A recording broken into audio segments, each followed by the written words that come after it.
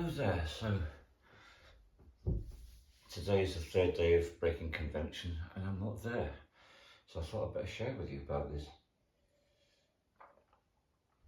It's first thing in the morning. I've only just got out of bed because I felt it was so important to share this with you. So I was at a workshop yesterday morning, first thing of the day at breaking convention.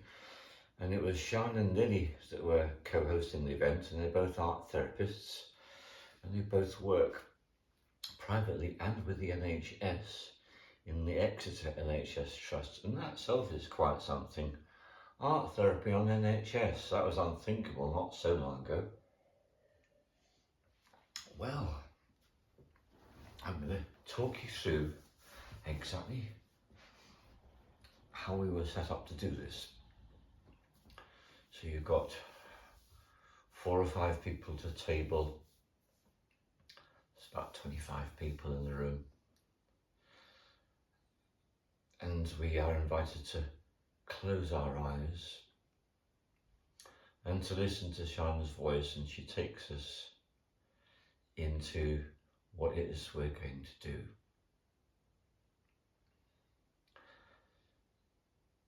So the first key point is that the work is done in silence.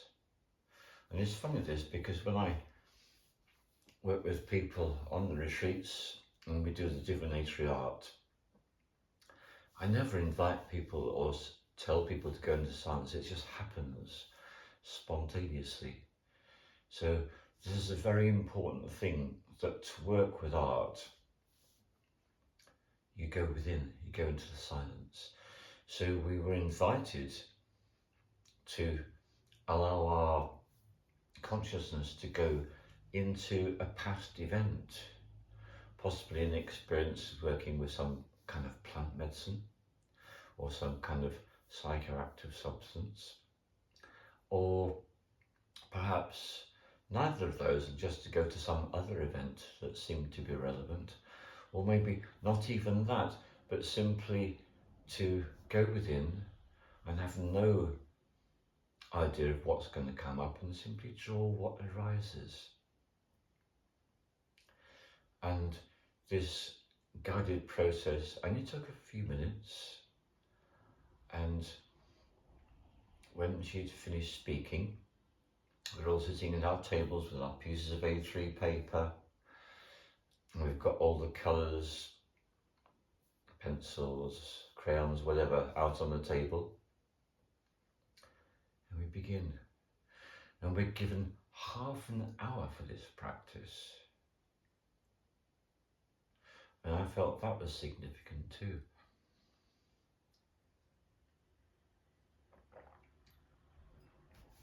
And when I was doing mine, I was using my ability to tune in, and what I needed to draw first of all was someone at the very pivotal point of their soul retrieval, when the shaman has been off, found the soul part, dialogued with the soul part, invited the soul part to return to that person, and the soul part is just about to enter the client's heart center as their first join. My second join was in my safe place on the green planet with the guides and helpers, and then I wanted to convey in that picture a sense of what the green planet is like. And I'd done those 2 pictures and there was still time. Surprised me. So I pulled out the next sheet of paper and I drew these images, and I didn't know what they were. I had no idea whatsoever. But here's the thing, I've been drawing these images for years, and I could pull out various drawings I've done over the last 10 years, and it's like, oh, it's that image again. And it looks like a fluorite crystal. And it's shades of green and blue, and it's got a very particular shape. Now in the other film which I've made, I'll show you all these. And I just draw one of these, and then I draw a load of them, and then I colour in the space between them all with black. So I realised doing this that this drawing somehow was pivotal for me, and it was showing,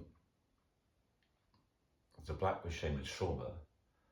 And then what I did is I got some other colours out, and I used gold and orange and yellow, and I made bright sparkles around each one of these images.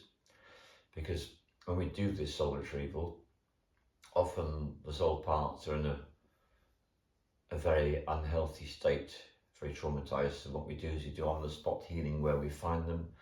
And by the time we've done that, they're bright and vibrant, and we take them to a very special place, a place where the children and the dolphins that inhabit the lagoon. And again, all the work that's done in that lagoon is all about healing. And so by the time they are ready to go into the client's energy body, they are vibrant, sparkling beings. So when I'd done all this, I went back to the first drawing and realised I created this space surrounded by this golden inverted teardrop shape, golden and yellow, but there wasn't anything in the middle. And I knew I needed to draw one of those things in there, so I did. So that was a big revelation for me in that creative arts workshop. Realising I discovered this shape I'd been drawing was all about my shamanic work on the soul parts, and an image of them which helps me to grasp what it is I'm doing, and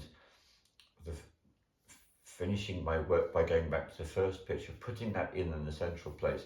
That felt so inspiring. And then after the half hour, everyone had finished. And then our table, there were 4 of us. And one person to my left had drawn 2 drawings. The person on my right had drawn 1 drawing and only had used grey pencil.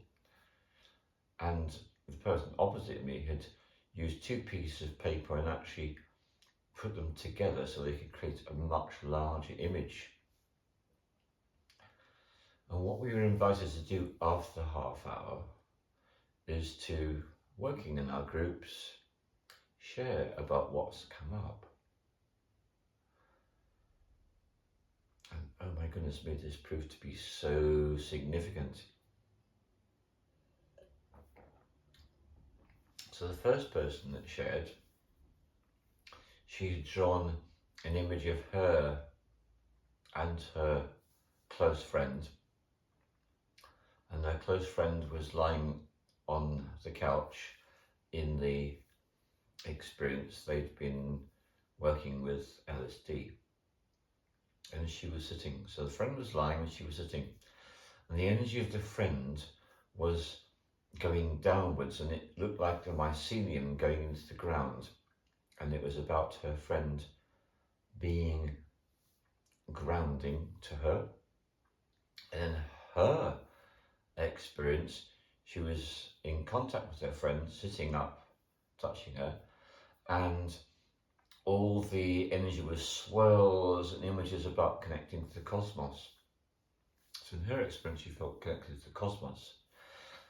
And then as the session progressed and people got to speak a bit more, it became really obvious that actually the one who was lying on the sofa, whenever the other one had touched her, she literally was grounding her. And this is a very interesting thing to realise, that when people are working together with substances or with plant medicines, what they're doing can have such a profound effect on each other. And this is something I've come across many times. I remember one particular person in one of my retreats stood up and spontaneously started taking on different postures. One person in the room became aware of this, and they opened their eyes and they watched, and the person's postures had a huge effect on their healing experience, and they shared about it in their integration afterwards. So that was a really exciting thing. But to get back to the group sitting around the table, we then got to hear about the third person. And the third person has got these 2 drawings, which is actually all one on the 2 pieces of paper arranged horizontally. Breathtakingly beautiful, and it's a picture of a woman lying down with her head, her soft body and her limbs, and what she has actually managed to do, and I think we were all pretty blown away by her capability to do this. She actually depicted a whole series of scenes from her childhood, from Gloucestershire, from the Cotswolds, near the small town of Stroud. And it showed her childhood experiences. I'm not going to go into any details, this is personal. But the message that I do want to share with you is that this was of an event that had happened some time ago. And this was very, very moving to her. And the thing that came across is the sense of appreciation for all these childhood experiences, the places that she went to, that she loved, that she enjoyed being at.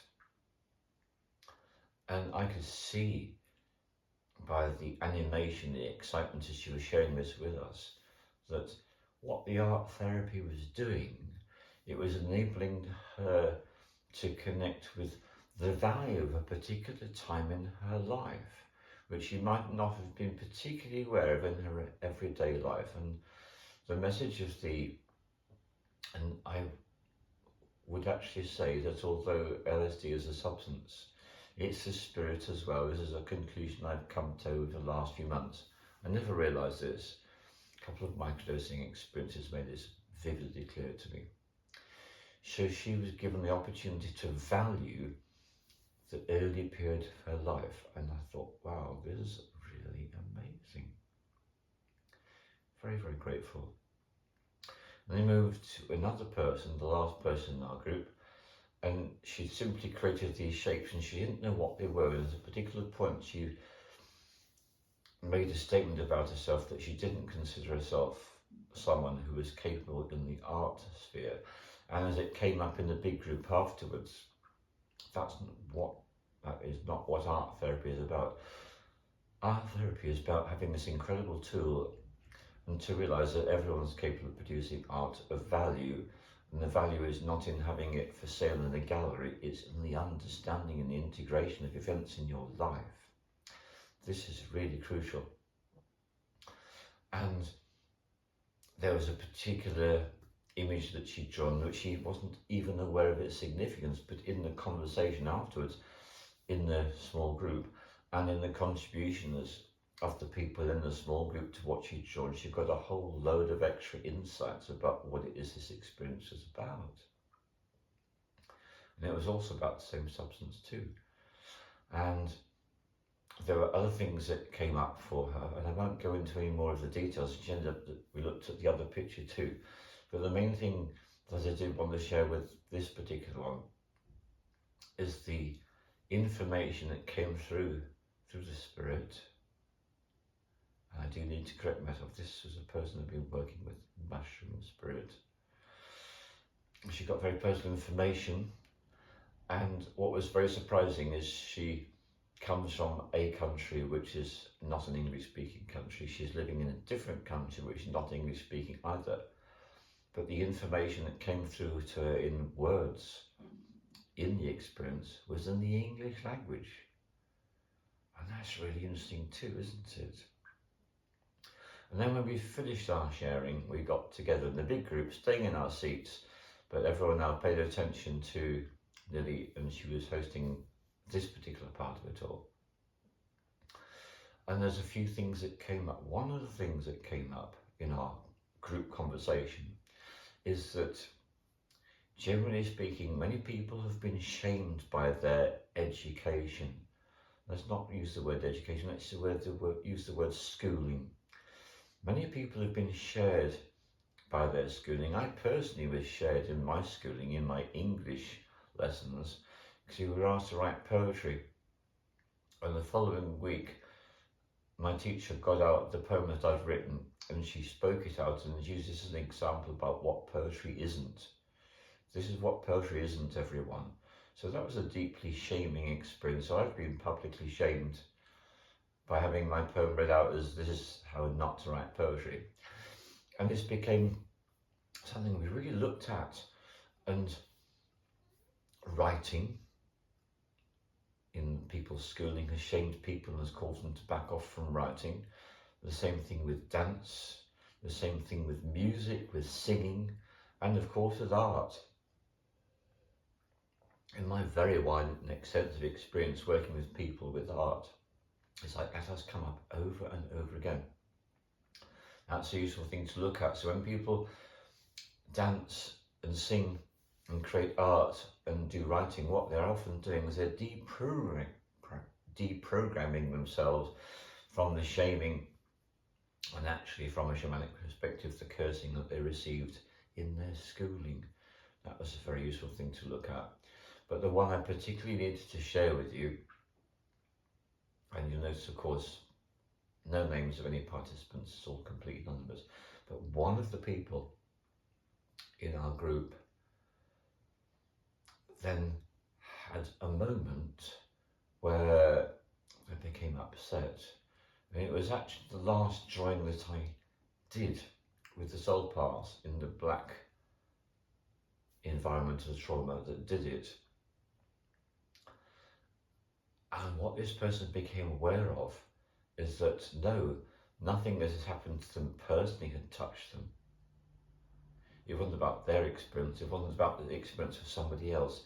It was about the whole totality of being human and how all of us have experienced trauma and how something that some of us do, and it's certainly something that I do, and it's why for all of the years I've been working, hosting plant retreats, I was specifically asked to smoke and to work with 2 plant medicines in doing so. Because what happens to a lot of us who are sensitive is we tend to absorb, we take in. And so this person had an emotional release which enabled them to acknowledge how one of their patterns is to absorb other people's traumas and to actually be aware of having absorbed the trauma energy of the human race. Now all this came from a 2-hour workshop on creative arts in which time we had half an hour to create 1 or more pictures. That to me is huge. And so here I am on the Saturday morning. The original plan would have been to have been at the last day of the conference. But when I woke up this morning, there was absolutely no question I wasn't going to move for a while. And then when I was able to move, I needed to come here and share this with you. So all the creative arts, it's not just the art, but the art's a particular one. So my friend Jeannie, she does creative writing workshops. And so much is revealed when people let go of their resistances and their past feelings of shame and are able to connect and to write. That's a very powerful process in its own right. And what I'm going to be doing today, I'm going to be celebrating my friend the DJ Gaz's birthday at Dance Church. He's going to be playing a 2-hour set, and as it's his birthday, after a break he's then going to play those of us who go to a 6-hour set. So I've got an opportunity to dance for a total of 8 hours today, and that is quite mind-boggling. Creative dance, particularly ecstatic dance, particularly free dance where you're not following any dance steps, it's so liberating. And something also that came up in the breaking convention is how dance is actually a change agent, particularly for neuroplasticity. It's a way we can break out of mindsets and connect ourselves with all it is, with the cosmos effectively. That's why it's called ecstatic dance, because ecstatic means ecstasis, and ecstasis is standing outside of yourself, outside of the confines of your body. Funny thing, you're moving your body, you actually become liberated from being confined by the body. All these practices are so helpful. So anything that you feel that you were shamed by in your schooling, what I invite you to do is be aware that there are so many places all over that are offering workshops, events, and go and do the things that shamed you and become liberated. That really is my conclusion to you. And it's a huge, huge thanks to the very large number of people that have contributed to Breaking Convention 2025. breakingconvention.co.uk. This is an event, I would say it's probably a unique event. The way they do it's probably different from the way anyone else does such a thing. And it happens in England every 2 years. And if you're interested in working with plant medicines, with psychedelic substances, or with any of the practices that people use for integration afterwards, it's the place to go. And just to get back to the creative arts, what is so interesting is we weren't working on something we'd done in the last 24 hours on the retreat. We were working on things that has happened at any point in our past. So what creative arts and all these artistic practices have the opportunity to do is they take us out of linear time. They take us out of the confines of clock time and connect us to any point in space-time. And we then create something which you can share with others for our own enlightenment and enlightenment of all those that are participating. Well, you can see I'm pretty overwhelmed by all this, and thank you very much, and all the love to you. And let us all keep doing what we're doing. Thank you.